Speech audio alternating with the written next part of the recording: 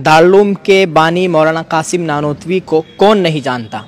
आज उन्हीं के गांव में पहुंचे हैं। उनका कमरा देखेंगे जहां हज़रत रहा करते थे, उनकी मस्जिद देखेंगे और जी उनका घर भी दिखाएंगे आपको। तो आइए मेरे साथ चलते हैं। इस वक्त हम यहाँ की जो जामा मस्जिद है, ये मौलाना कासिम नानोतवी रहमतुल्लाह अलैह की मस्जिद हुआ करती थी।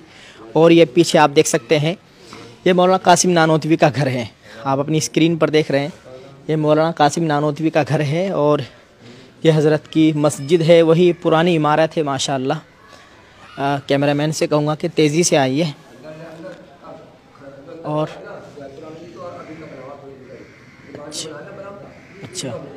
अच्छा, तो एक साहब ने बताया कि ये बाहर का जो बरामदा बना हुआ है ये अभी बना है। और ये जो मस्जिद है ये काफ़ी पुरानी मस्जिद है। ये हज़रत के टाइम की मस्जिद है। देखिए माशाअल्लाह, देखिए जी कितनी बड़ी मस्जिद है। ये देखिए, ये खूबसूरत मस्जिद इल्म हासिल करना और दूसरों को पढ़ाना ईमान बनाने की बुनियादी मेहनत है, मौलाना कासिम नानोतवी। और ये देखिए जी कितनी बड़ी मस्जिद है। इस तरफ देखिए, अंदर से अगरचे 2 सफ़ है लेकिन तकरीबन एक सफ़ में गालिबन 100 आदमी आ जाएंगे आराम से। ये काफ़ी बड़ी सफ़ है। और इधर मौलाना कासिम नानोतवी रहमतुल्लाह अलैह का कमरा हुआ करता था, उन हज़रत का हुजरा। ये इसकी भी एक ख़ास तारीख़ है। ये देखिए जी, ये हुजरा हुज्जतुल इस्लाम हज़रत मौलाना कासिम नानोतवी रहमतुल्लाह अलैह बानी दारुल देवबंद, ये हज़रत का हुजरा हुआ करता था। और ये देखिए जी, हमारे साथ हमारे दोस्त साबिक इमाम मस्जिद रशीद दारुल देवबंद कारी फरजान साहब है। कारी साहब, आप कुछ बता सकते हैं मौलाना कासिम नानोतवी के ताल्लुक़ से, कोई ख़ास बात, कोई उनकी यादगार? हम इस वक्त कहाँ पर मौजूद हैं? इस वक्त ये ज़िला सहारनपुर में कस्बा नानोदा पड़ता है, जहाँ पर हुज्जतुल इस्लाम हज़रत मौलाना मोहम्मद कासिम नानोतवी पैदा हुए। और हज़रत की सबसे बड़ी बात, हज़रत इल्मी मैदान के बड़े आदमी थे और उसके लिए सिर्फ दारुल देवबंद वो हमारे लिए काफ़ी है। हज़रत ने दारुल जैसी अहम इल्मी दरसगाह की बुनियाद रखी और दारुल देवबंद से पूरी दुनिया के अंदर उसका इल्मी फैज़ पहुँच रहा है और पहुँचता रहेगा इंशाअल्लाह। हज़रत वाला के ताल्लुक़ से वैसे तो सैकड़ों वाक़यात हैं, हज़ारों वाक़यात आपको मिल जाएंगे, लेकिन खुसूसन आज के इस दौर के अंदर अगर आप देखें तो हिंदुस्तान की जंग आज़ादी के अंदर हज़रत मौलाना मोहम्मद कासिम नानोतवी और इनके ख़ानदान के जो लोग हैं, अफराद हैं, उन्होंने बहुत बड़ी बड़ी कुर्बानियाँ दी। और इसी तरीके से जहाँ तक मैंने पढ़ा है और सुना है कि इस ख़ानदान के तकरीबन 2500 अफराद ने इस मुल्क हिंदुस्तान के लिए कुर्बानी दी और अपनी जानों का नजराना पेश किया। 2500 आदमी शहीद हुए, बहुत बड़ी तादाद है, जिनमें तकरीबन आपको सुन के ताज्जुब होगा कि 900 के करीब औरतें भी उसके अंदर दाखिल हैं कि जिन्होंने इस मुल्क हिंदुस्तान और इस वतन अज़ीज़ के लिए अपनी जानों की कुर्बानी पेश की और वो शहीद हो गए। इसी तरीके से इल्मी मैदान के अंदर अगर बात की जाए तो हज़रत वाला की कोई मिसाल नहीं मिलती। आप दारुल देवबंद देख सकते हैं।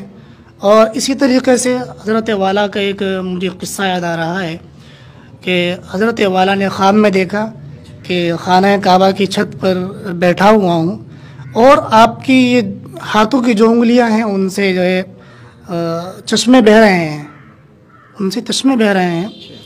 तो अपने असातिज़ा और इसी तरीके से हज़रत वाला का जिनसे इस्लाही ताल्लुक़ था, तो इस ख्वाब का ज़िक्र किया। तो मुअब्बिरीन जो है उन्होंने बतलाया कि हज़रत वाला के हाथों से, उंगलियों से जो है चश्मों का बहना, ये इस बात की दलील है और इस बात पर दलालत करता है कि आपका फैज़ और आपका इल्मी जो फैज़ान है वो पूरी दुनिया के अंदर फैलेगा। और ये रहती दुनिया तक इंशाअल्लाह, जब तक रहेगी तो इंशाअल्लाह हज़रत वाला के जो है वो बिला वास्ता हो या बिल वास्ता हो, शागिर्दी जितने हैं वो इंशाअल्लाह पूरी दुनिया के अंदर काम कर रहे हैं। इसी तरीके से मुख्तसर सी बात, और हज़रत वाला सुन्नत के बड़े पाबंद थे। सुन्नत सही, हुजूर पाक की ज़िंदगी को और अपने अंदर अपनाने की हर चीज़ में कोशिश किया करते थे। यहाँ तक कि एक वाक़या लिखा है कि जब दारुल देवबंद का क़याम हुआ तो दारुल देवबंद के क़याम के बाद हज़रत वाला ने एक वहाँ बागीचा छोटा सा बनवाया।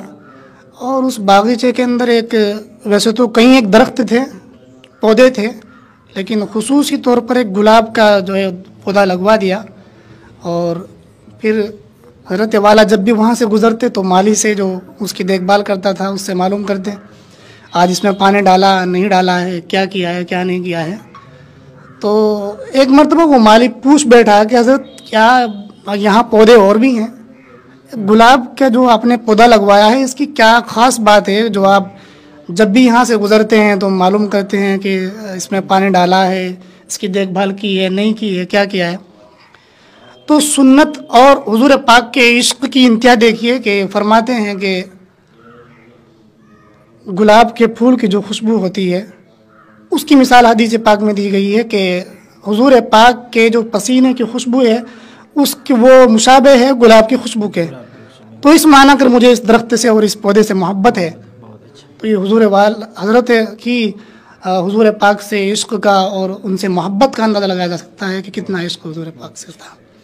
तो ये देखिए जी, कारी फरजान साहब ने बहुत अच्छी अच्छी बातें बताई मौलाना कासिम नानोतवी के ताल्लुक़ से। हम दुआ करेंगे अल्लाह ताला हज़रत की कब्र पर करोड़ों रहमतें नाजिल फरमाए, अल्लाह ताला उनके इस फैज़ को पूरे आलम में आम फरमाए और क़यामत तक जारी रखे। ये हमारी दुआ है इल्मी फैज़ को।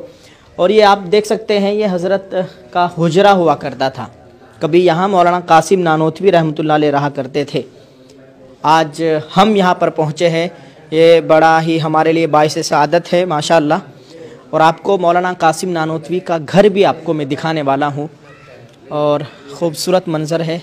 आइए नाजरीन देखते हैं मौलाना कासिम नानोतवी का घर भी आपको दिखाने की हम कोशिश करते हैं। ये देखिए जी, ये मौलाना मोहम्मद कासिम नानोतवी रहमतुल्लाह अलैह का घर है। ये देखिए ये ख़ूबसूरत मंज़र, ये मौलाना कासिम नानोतवी रहमतुल्लाह अलैह का घर हुआ करता था। आज यहाँ पर ताला लगा हुआ है।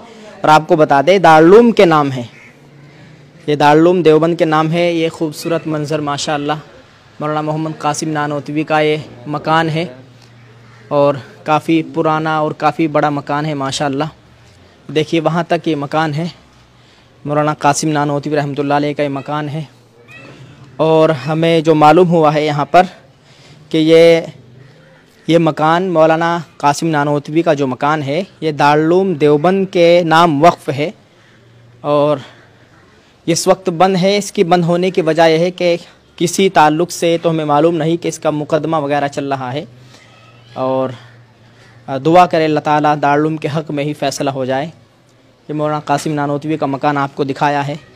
और इधर ये मस्जिद है, ये हज़रत की मस्जिद है। यहाँ से निकल कर गालिबन इस रास्ते से मौलाना कासिम नानोतवी मस्जिद के अंदर जाया करते थे गालिबन, ये तो हमें पूरा मालूम नहीं।